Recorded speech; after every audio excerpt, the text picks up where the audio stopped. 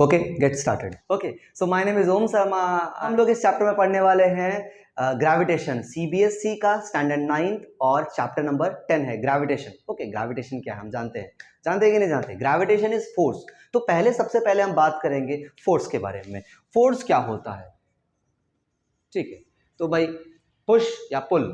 Okay, तो कोई भी चीजें ढकेली जाए या खींची जाए वो हमारी फोर्स कहलाती है। और फोर्स कोई ऑब्जेक्ट भी लगा सकता है। Okay, by contact, without contact, दोनों तरह से लगाए जा सकते हैं फोर्स। फोर्स बेसिकली क्या कहलाते हैं? पुश और पुल। ओके, किसी चीजों को खींचना या ढकेलना, पुश करना या पुल करना, किसी बॉल को किक करना, ओके, या फिर किसी भी ऑब्जेक्ट का ड्रॉप होना, influence of earth gravitational force. Okay, तो ये सारी चीजें फोर्स होती हैं। फोर्स को बेसिकली हम दो पार्ट में डिवाइड करते हैं। वो दो पार्ट हमारे कौन कौन से हैं? Contact force and non contact force.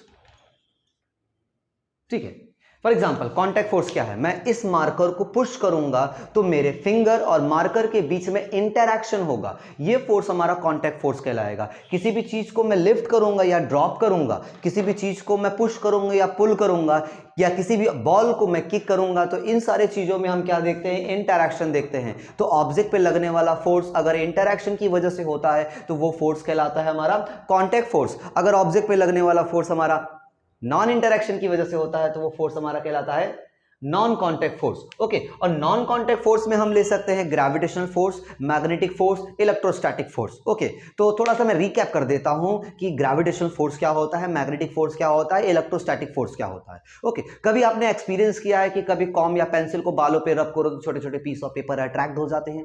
Okay, कभी आपने एक्सपीरियंस किया है कि टीवी बंद होने के बाद छोटे छोटे हमारे हैंड्स के जो हेयर होते हैं वो उसको अट्रैक्ट करने लगते हैं? ओके, ये एग्जांपल है इलेक्ट्रोस्टैटिक फोर्स का। Electrostatic force is created by charge.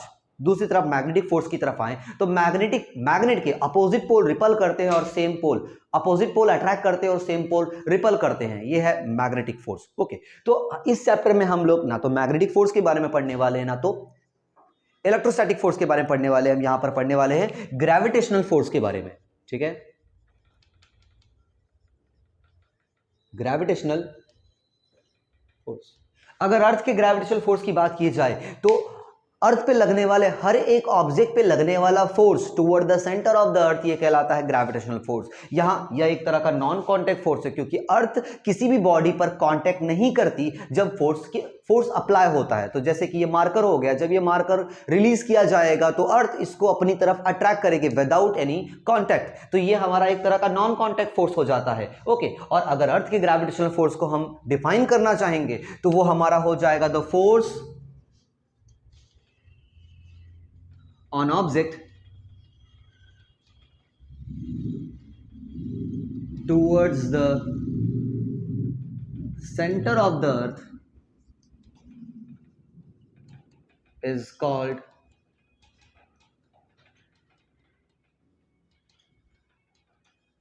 Gravitation. Okay, अब ग्रेविटेशन जो है वो इन्फ्लुएंस करती है कई अदर फोर्सेस को। जैसे कि मून पे लगने वाला ग्रेविटेशनल फोर्स अर्थ को मून पे लगने वाला ग्रेविटेशनल फोर्स अर्थ से मून को अर्थ के अराउंडिंग में रिवॉल्व कराता है।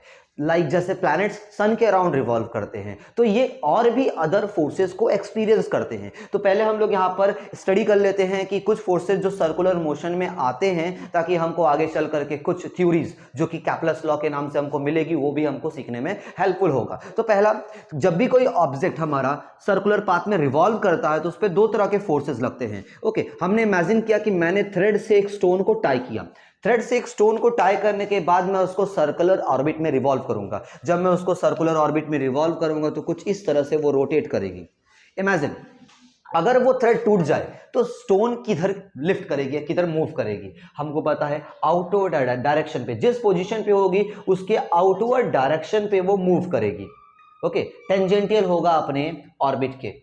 ओके, ऑर्बिट के टेंजेंटियल होगी उसका वेलोसिटी। तो यहां पर स्टोन जो है वो सेंटर के अवे की तरफ जा रहा है। लेकिन अगर मैं थ्रेड को रिप्लेस कर दूं कुछ स्प्रिंग से, या मैं थ्रेड को रिप्लेस कर दूं मैं रबर से, तो वो रबर का मूवमेंट इनवर्ड होगा। तो यहां पे हमें दो तरह के फोर्सेस देखने को मिलते हैं, एक हमारा है इनसाइड द सेंटर और एक हमारा है outside the centre. Okay, centre की तरफ लगने वाले फोर्स को हम लोग बोलते हैं सेंट्रीपिटल फोर्स, और सेंटर के बाहर की तरफ लगने वाले फोर्स को बोलते हैं सेंट्रीफ्यूगल फोर्स। फॉर एग्जांपल, अगर ये मेरे पास आई कार्ड है, ओके, अब ये आई कार्ड को मैं मूव कराता हूं तो इस पे हमारे दो फोर्स लग रहे हैं। पहला हमारा आई कार्ड पे लग रहा है, दूसरा हमारा रिबन पे लग रहा है। रिबन पे लगने वाला फोर्स हमारा कौन सा फोर्स है? सेंटर की तरफ लगने वाला फोर्स, वो हमारा सेंट्रीपिटल फोर्स है। Centripetal force means centre seeking force, centre की तरफ लगने वाला फोर्स। ओके, तो वो हमारा हो जाता है सेंट्रीपिटल फोर्स।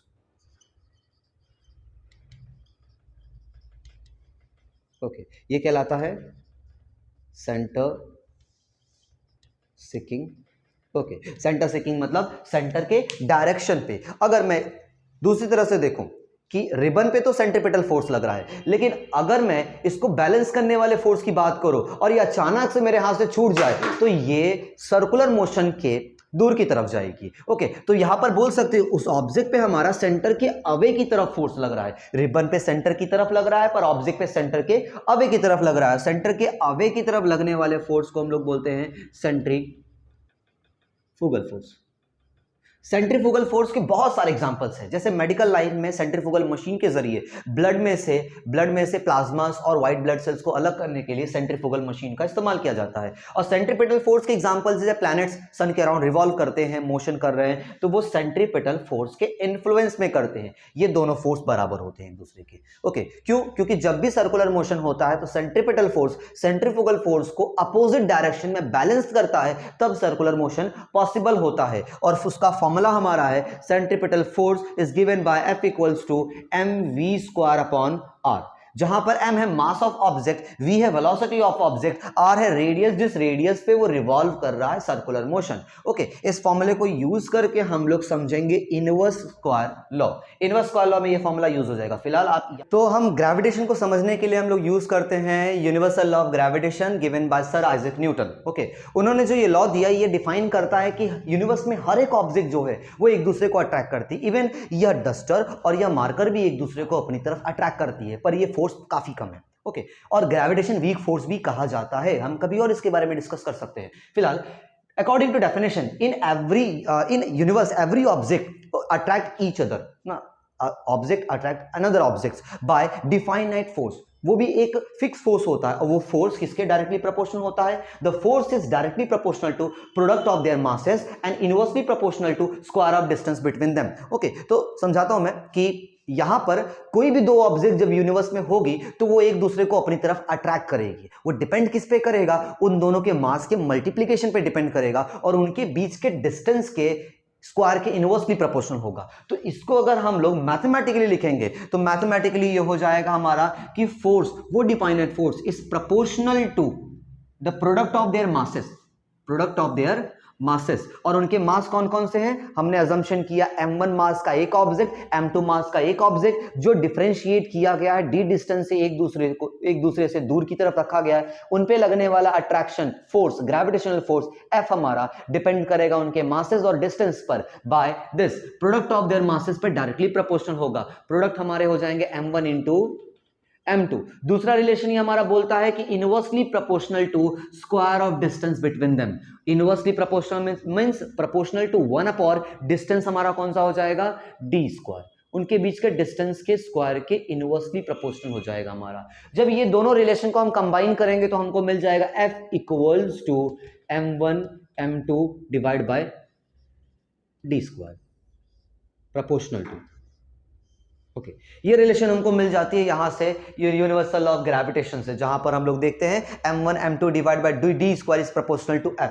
जब भी हम प्रोपोर्शनल सिंबल को हटाते हैं या जब भी हम प्रोपोर्शनल इक्वेशंस को हम रियल इक्वेशन में चेंज करते हैं, एक कांस्टेंट आता है। तो लाइक हर जगह जैसा आता है, यहां पे भी हमारा प्रोपोर्शनल सिंबल हटेगा, इक्वल आएगा और कांस्टेंट रिप्लेस किया जाएगा इसके प्लेस पर। तो वो हो जाएगा हमारा f इक्वल्स टू कांस्टेंट में g लेता हूं और ये आता है m1 m2 divide by d square. यहां पर जो d है, सॉरी यहां पर जो g है, वो g हमारा प्रोपोर्शनल कांस्टेंट है। Okay, g is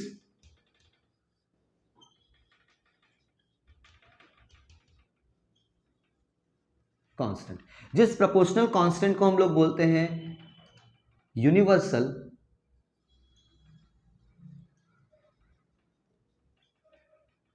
gravitational constant.